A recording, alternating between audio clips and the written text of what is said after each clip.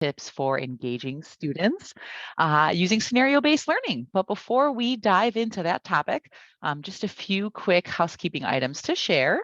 First of all attendees on today's webinar will receive a copy of the recording and all of Molly's presentation materials, so you'll have access to her slides and resources.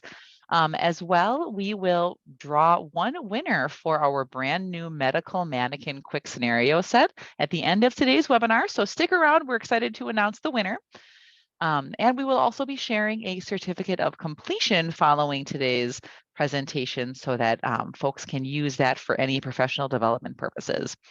With that, I'll go ahead and turn things over to Molly, who will host today's presentation. Thanks so much, Emily. Welcome to today's webinar, 5 tips for engaging students in the health science classroom using scenario-based learning. My name is Molly Kellgren, and I am the Health Science Education Product Manager here at Realityworks. I am a nurse by background and have worked in the hospital settings in the adult ICU.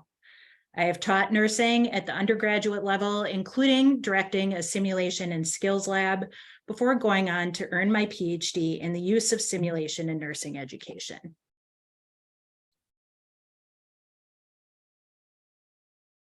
We have 2 main objectives for our time together. First is to gain an understanding of what scenario-based learning actually is. And second is to get some ideas for how to incorporate scenario-based learning into your classrooms. As Emily mentioned, by attending today's webinar, you have automatically been entered into a drawing for our medical mannequin quick scenario set. This scenario set is made up of 100 different medical scenarios that can easily be incorporated into your scenario-based learning activities. The retail value of this set is $999. And as Emily mentioned, we will draw for the winner at the end of the webinar. So good luck to everybody. So what actually is scenario-based learning? In the simplest of terms, it's an active learning strategy that uses stories or patient cases as a way to immerse our students into real-life situations, with the overarching goal of making learning engaging and memorable. We will take the time today to examine our normal teaching practices and how we can use scenario-based learning in a way that is logical, intentional, and appropriate.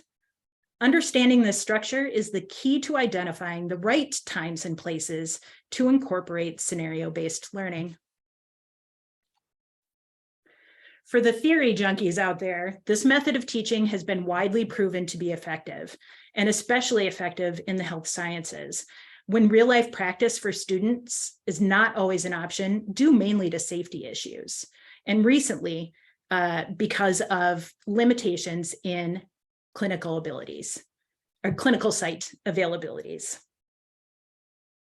Here are some sources for you if you would like to dig in further. So let's begin by taking a look at how we normally teach our students. We begin with the foundational establishment of facts. This is the heart of everything.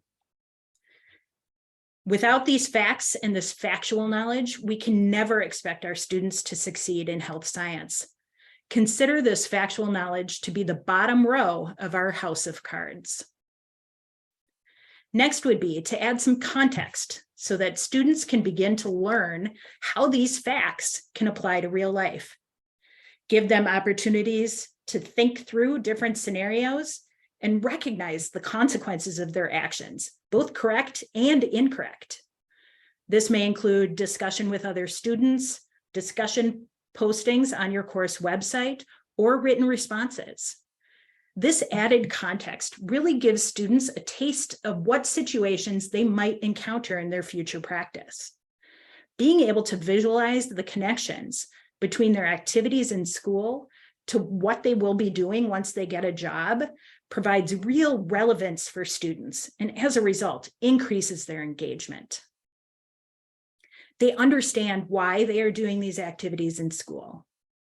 The key here in this stage is that the student has time to think through their choices, change their minds, and even course correct. This will probably be a bumpy road with starts and stops, and some wrong turns, and definitely lacks the smooth performance of somebody with more experience. Consider this to be the middle level of your house of cards. The highest level of the house of cards is the ability to take the facts, remember how they've applied those facts in the past, and then act on what they've learned right then in the moment. A simple non-health science example would be learning to drive a car. Before we ever let someone climb behind the wheel, they're expected to pass a written factual exam that tests on things like the rules of the road. One rule they might learn about is right of way. In various circumstances, who has the right of way and who is required to yield to another vehicle? That's level one. Now we have passed our factual exam and are ready to start applying those rules. We may have some behind the wheel training where an instructor is right beside us in a simulated driving environment. We can practice applying the rules of the road in this less stressful situation with time and opportunity to correct our course until we get it right. This is the middle level of our house of cards. The highest level is when we are tested in real time to see if we can apply our knowledge of the rules of the road in the moment. Have we mastered the content? Can we be safe on the road? We expect for the safety of all for people to know and follow those rules of the road. It's the same in health science. You can see that if one of these levels is lacking, our house of cards is going to fall down. We are going to crash that car. Something can happen to our patients. So let's bring this back to health science with another example.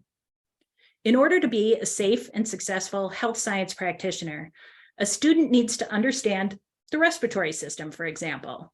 They need to understand structure and function, anatomy and physiology, and other factually based details about the respiratory system, like which vital signs are associated with the respiratory system and what are normal and abnormal readings. So a test question might be, what is the normal oxygen saturation level for a healthy adult? A, 72%, B, 88%, C, 97%, or D, none of the above. This type of question is simple fact regurgitation, but it is necessary to establish baseline understanding for our students. We structure our classroom at this level for students to be able to answer these fact-based types of questions. This is not the right time for incorporation of scenario-based learning.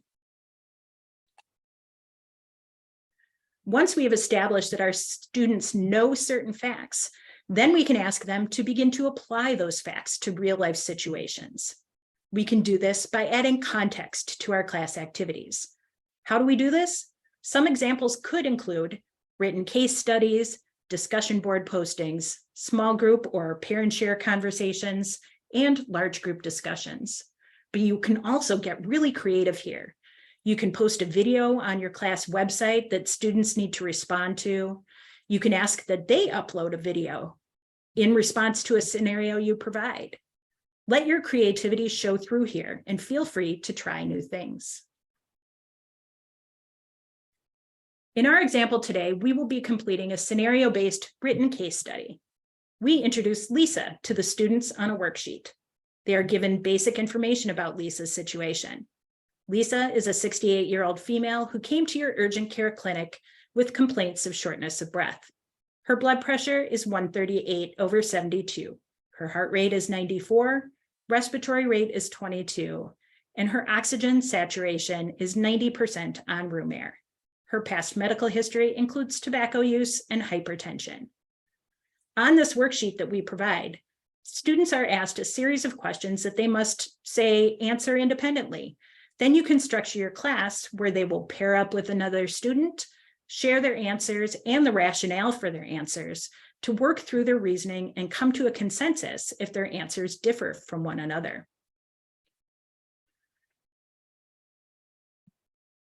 So for this patient with this story, what is the priority intervention for Lisa? From the choices provided, the students will need to rely on facts that they have learned previously. They can rule out A, because although education is important, it's not the priority for this patient. The students have learned that education should not come at times of physiologic instability. They can rule out B because from what they know about the structure and function of lungs, breathing is easier when sitting up, not lying flat. They think about C as a possible correct answer because they remember that normal oxygen saturation is 92% or above. So this patient is below that. They can rule out D because they remember ideal blood pressure is 140/80. So despite her history of hypertension, this is not Lisa's priority issue currently. They return to C and select it as the correct answer.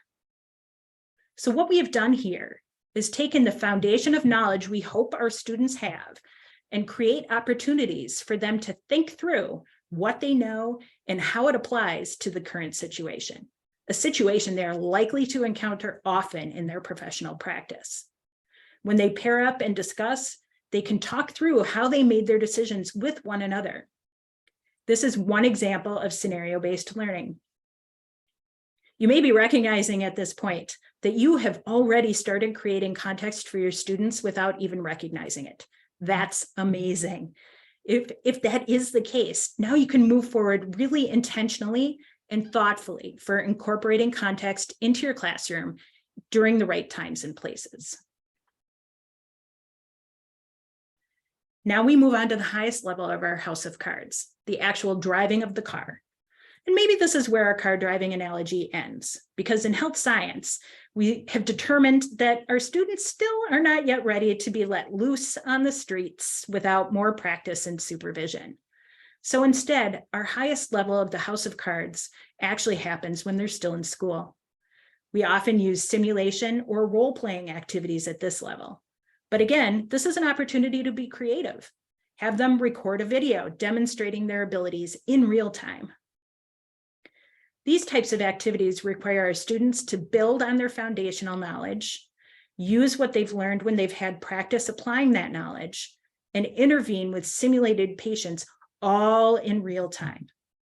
This is when we instructors have implemented a scenario for students to actually do, and we know what we are looking for them to do. We have expectations for actions that to us will demonstrate that they have all of the knowledge that they need. Now we are moving to activities for students that get them away from just writing or talking about what they would do in certain circumstances, but actually asking them to do it. This is role play. This is simulation. In the simulation scenario, in the case of our patient Lisa, the students are given the same contextual information as in the previous example, but we are increasing the difficulty as students move further towards independence. So now we will expect the students perhaps to assess the patient, to obtain the vital signs themselves, instead of being given that information. Perhaps part of the simulation setup was that Lisa is lying flat in bed.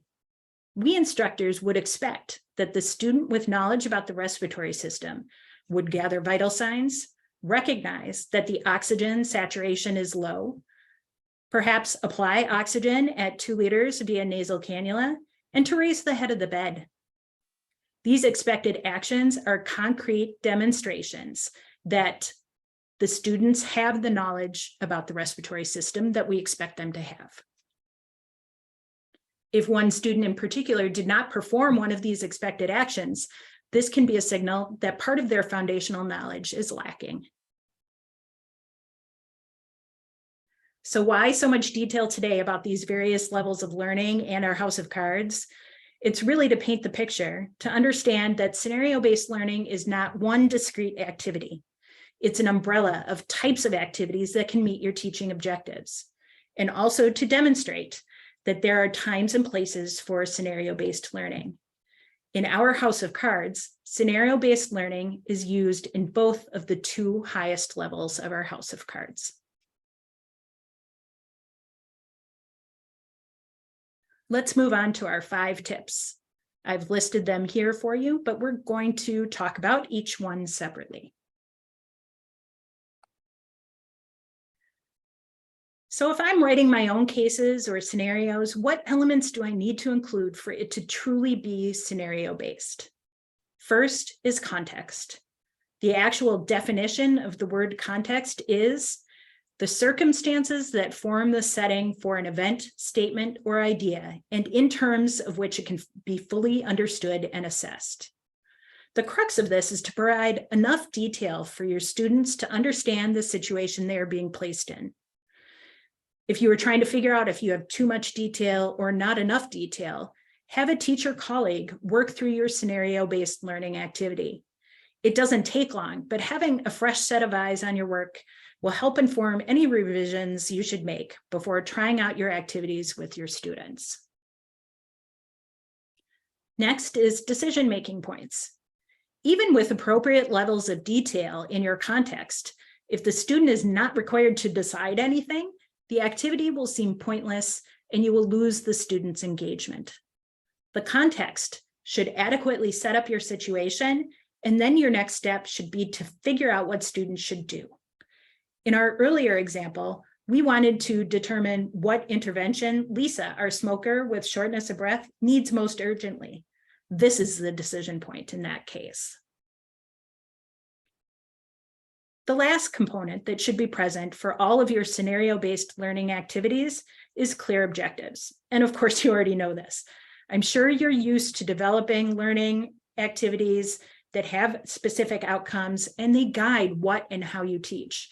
But it always bears repeating that these objectives are our North Star and help keep us instructors moving in the right direction. Tip number 2, are you questioning when it's appropriate to use scenario-based learning? Good rules of thumb to answer this question are only after foundational knowledge has been established. If you introduce a scenario before your students have the basic levels of knowledge or skill, they will end up confused and frustrated. Use scenario-based learning when you want to examine students' decision-making capabilities. Having students practice verbalizing how and why they make decisions the way they do can help support the correct decisions they make and can really help redirect when they are heading in the wrong direction.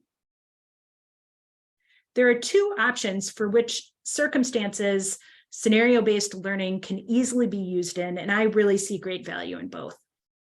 First are the rare instances that you can't guarantee that all students will experience in, say, a clinical setting.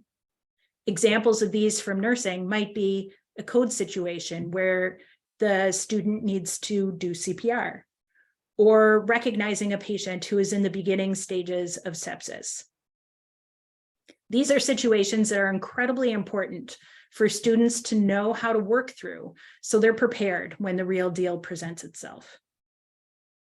The other great opportunity for use of scenario-based learning are the situations that students will see often in their professional practice.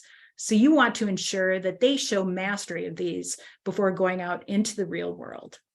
An example of this type of scenario from nursing might be a situation where the student is to administer medications, but they should recognize a contraindication, like a scheduled beta blocker when blood pressure is too low, or a scheduled heparin injection when the patient is supposed to have surgery. These are situations that students will encounter almost daily once they get into professional practice. So getting them used to making those decisions in real time is imperative. Tip number 3, should you create your own scenarios or should you purchase ready-made scenarios? The answer is really either or both.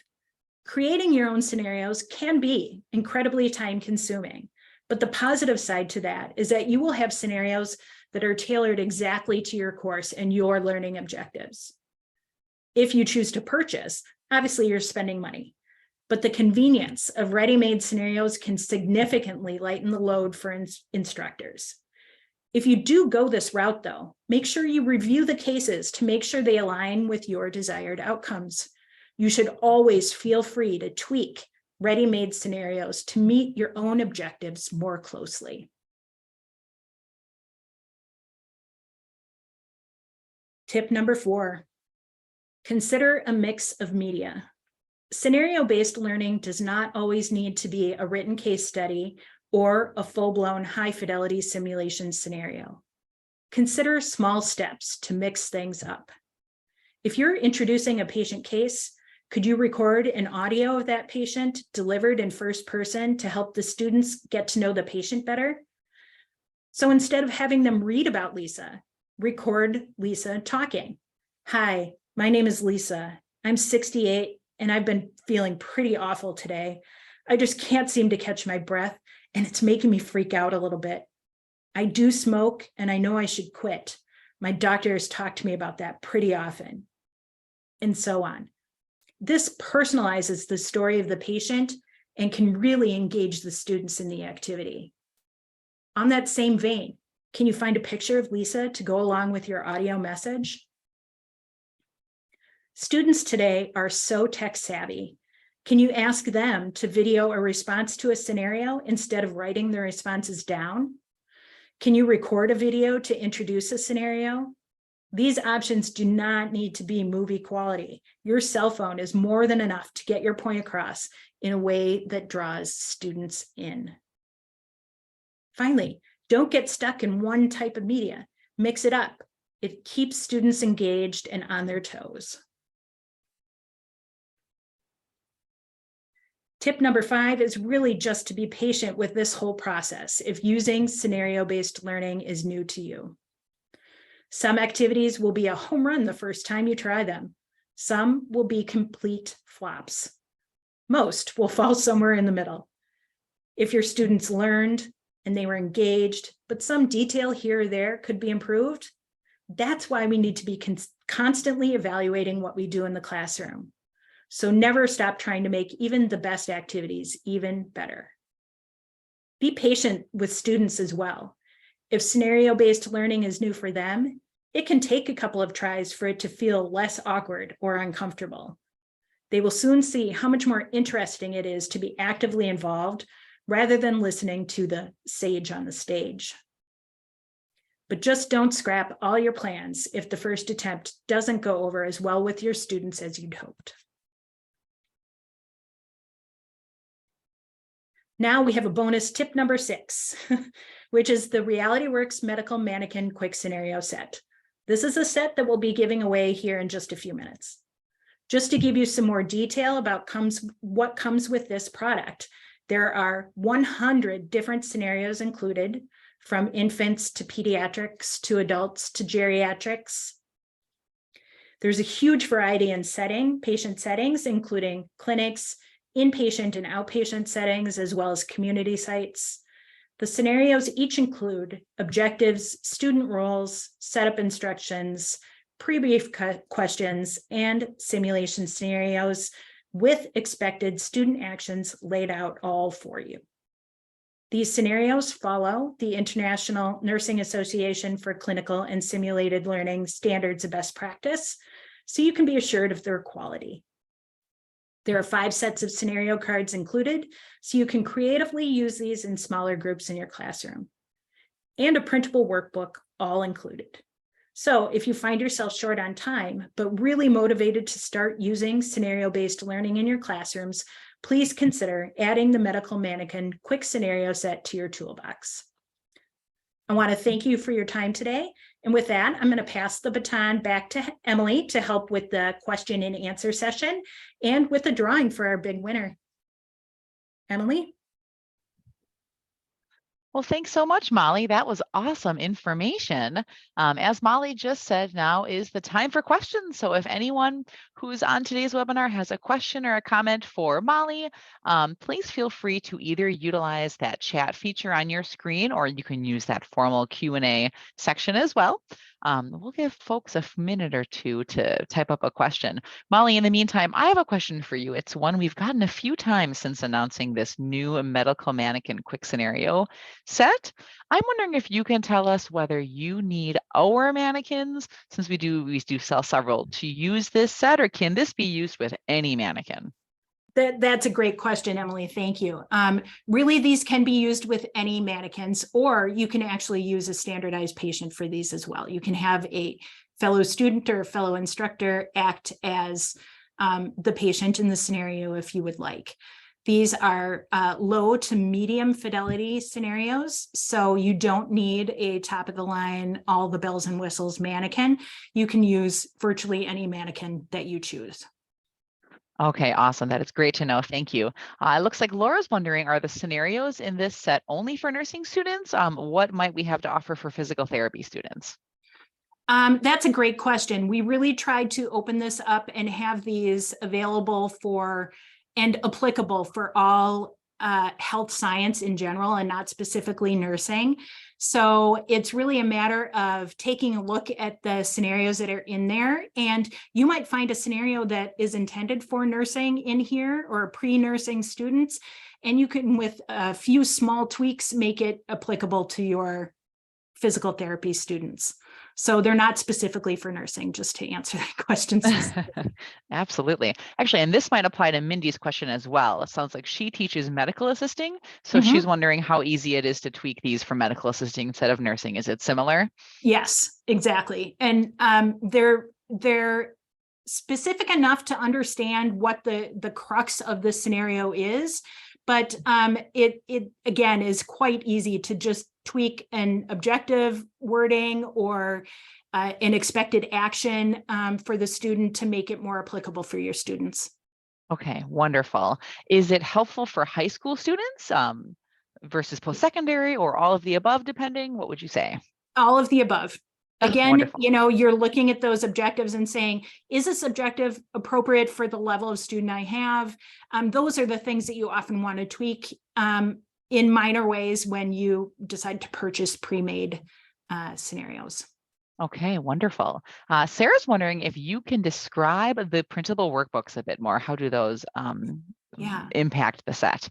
So the workbook has a bunch of different things in it. Some are specific to certain situations or certain skills that you might want students to learn more about, for example, communication. And they will have some activities in there that students need to respond to regarding communication. There are other parts of the workbook that you can use and use and use over again. And this is why we made it printable. So there are pieces of the workbook where the students involved with an actual scenario are asked to respond to the scenario that they were just involved in. So, and it asks questions about their experience and what they learned from that. So those are pieces that you can use and reuse no matter how many times you use the scenario set. Awesome. Awesome. Thank you, Molly. We've got a few more questions, so this is super fun. Soren is wondering, are there objectives listed for each scenario? Yes.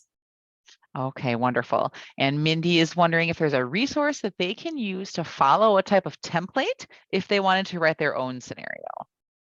I would go back to what I have on the screen right now, the International Nursing Association for Clinical and Simulated Learning. Their standards of best practice outline specific guidelines for how to create high quality simulation scenarios.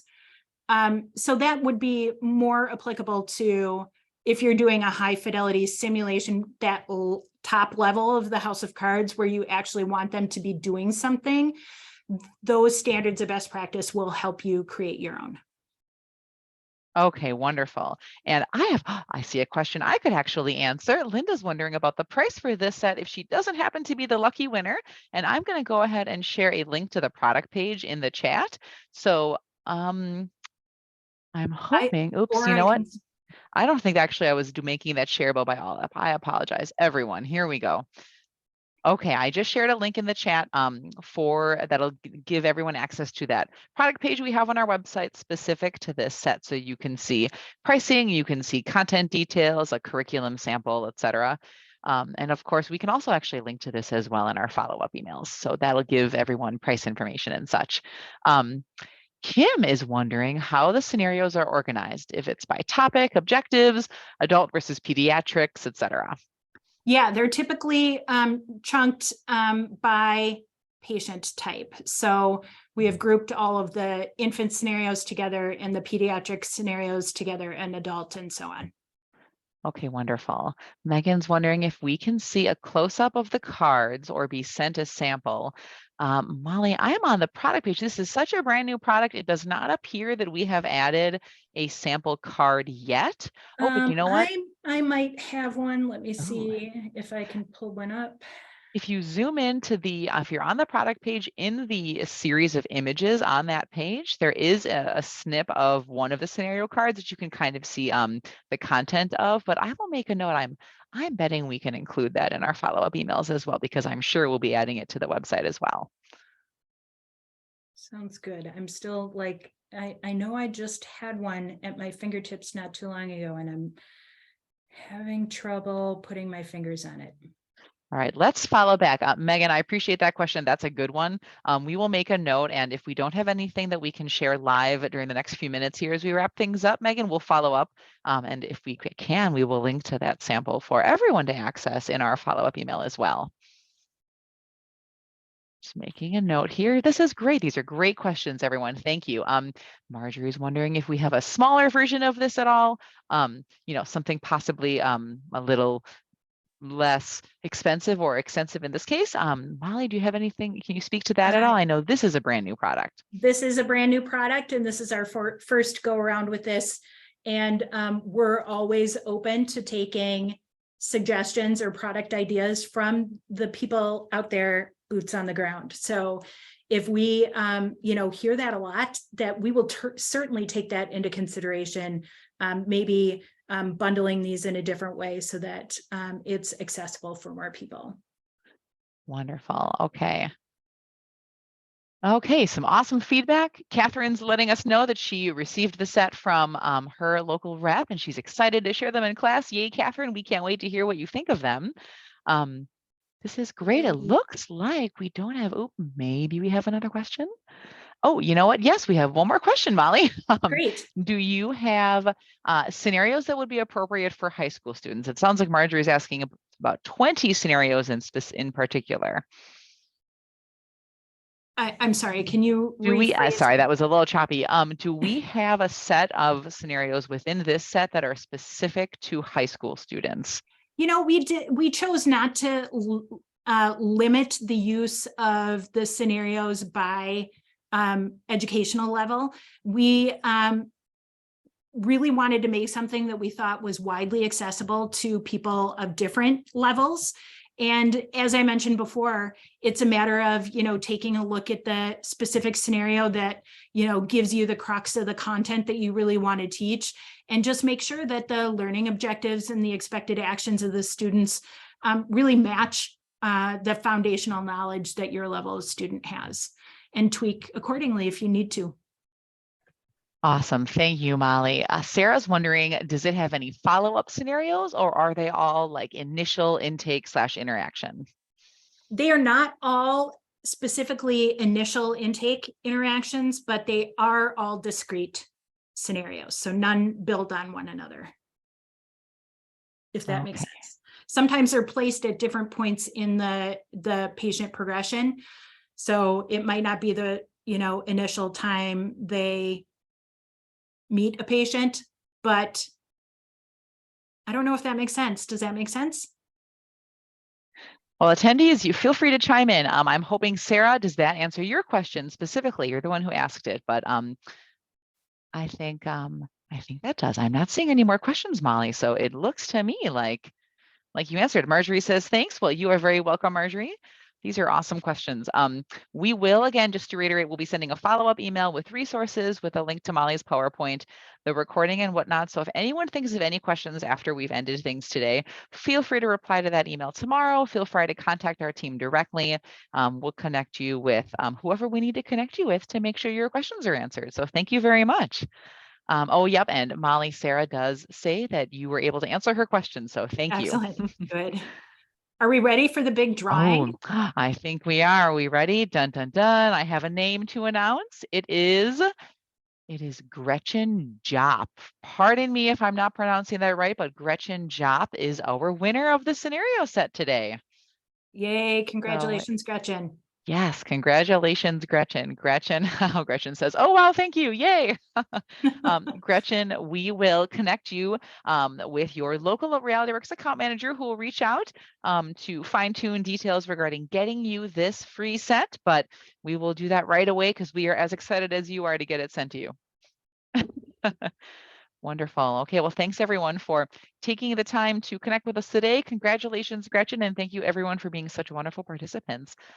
We will send you those follow-up emails in the next 24 hours, so keep an eye on your inbox. And thank you, Molly, for taking the time to present and share your knowledge.